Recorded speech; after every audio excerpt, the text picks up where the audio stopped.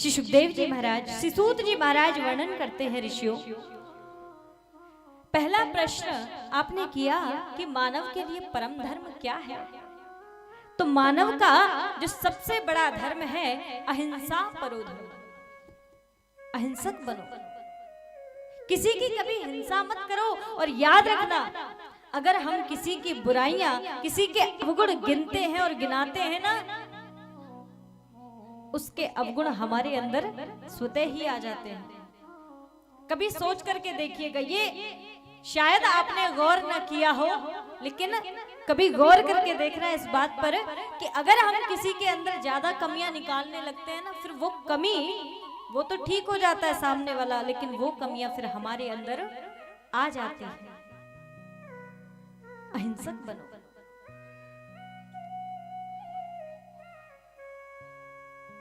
सबसे बड़ी बात कि गोविंद के चरणों का दास बन जाओ, गोविंद के चरणों का सेवक बन जाओ, और गोविंद से प्रेम भी करो तो वो भी निष्काम होना चाहिए, सकाम नहीं, कोई कामना नहीं होनी चाहिए। एक बात सोच करके देखो, हमारे जीवन में कोई दुख तकलीफ कुछ भी आ जाए तो हम तुरंत मंदिर पहुंचते हैं और प्रभु से कहते हैं, बोल महाराज ये जीवन तो दिया, पर ऐसा दुख वैसा दुख, बेटी ऐसी दे दी, बेटा ऐसा दे दिया, ये कर दिया, वो कर दिया, धन संपत्ति तो दुनिया भर का हम खाता उनके सामने खोल करके दिखाते, अपनी व्यथाओं को बताते हैं। और क्या बोले, केवल जो हमारे जीवन में हमें कमी लगती है, लेकिन कभी शायद उसका शुक्रिया अदा करने के लिए नहीं पहुंचे होंगे कि हे परमात्मा, तूने कितनी बड़ी कृपा की कि मुझे ये शरीर दे दिया, और वो भी सकुशल दिया।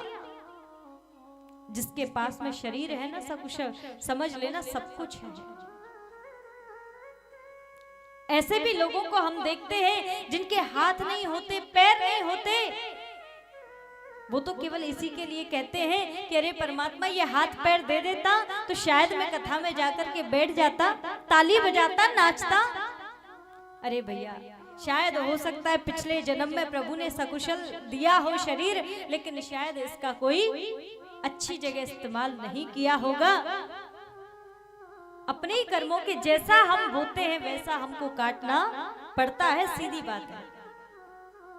हर व्यक्ति अपने पापों को, अपने पुण्यों को भोगता है। प्रभु का शुक्रिया अदा करो कि ये जीवन दिया, ये भी सकुशल दिया।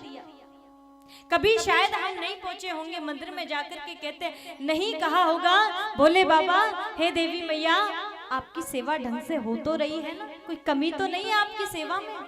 एक बात सोच करके देखो, हम सोचें कि भैया हम ये कैसे पूछें ठाकुर जी से, क्योंकि वो सुनते तो है नहीं, कुछ बात तो करते नहीं। अगर ऐसा सोचने लग जाएं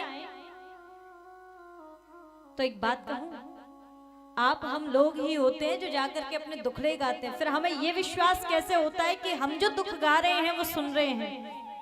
ये भी तो विश्वास होता है ना कि हम अपने दुखों को गा रहे हैं ठाकुर जी के सामने तो वो सुन रहा है। तो ये भी विश्वास होना चाहिए कि मैं अगर जाकर के श्री ठाकुर जी के हालचाल पूछ रहा हूँ या पूछ रही हूँ, वो भी ठाकुर सुन रहे हैं। उनसे बात तो करके देखो, वो सामने से खुद बोलेंगे। श्री राघवेंद्र सरकार जो स्वयं कहते हैं, अरे जीव तुम मेरी तरफ एक कदम बढ़ा तो सही, 7 कदम मैं तुझे चल करके ना लेने आऊं तो कहना। पर शायद हम इन बातों को नहीं समझ पाते।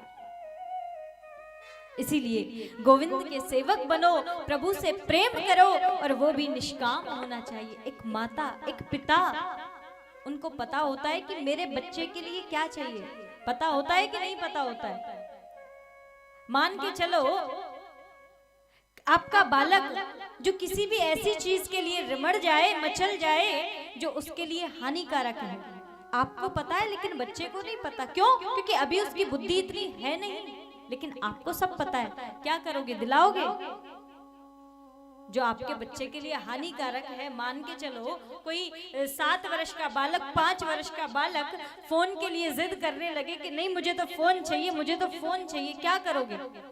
डांटोगे ना? ऐसा तो नहीं कि दिला दोगे कि हाँ भाई दे दो, 24 घंटे इसको लगे रहने दो फोन में। नहीं करोगे ऐसा। क्यों? क्योंकि आपको पता है कि अगर मेरे छोटे बालक के हाथ में फोन दे दिया 24 घंटे के लिए तो इसका भविष्य बर्बाद हो जाएगा, इसका जीवन बर्बाद हो जाएगा। वैसे ही शायद हमें नहीं पता कि हमारे लिए क्या सही है क्या गलत है, क्या पता कि हमारे जीवन में कोई दुख तकलीफ इसलिए आ रही है कि शायद आगे हमको कुछ अच्छा मिलने वाला है। उस परमात्मा को सब पता है कि मेरे बालक को क्या चाहिए, लेकिन फिर भी हम उसके दोष, उसके अवगुण, उसकी जो कमियां हैं, उसने जो हमारे जीवन में शायद कोई दुख होगा उसको गाने के लिए तुरंत पहुंच जाते हैं।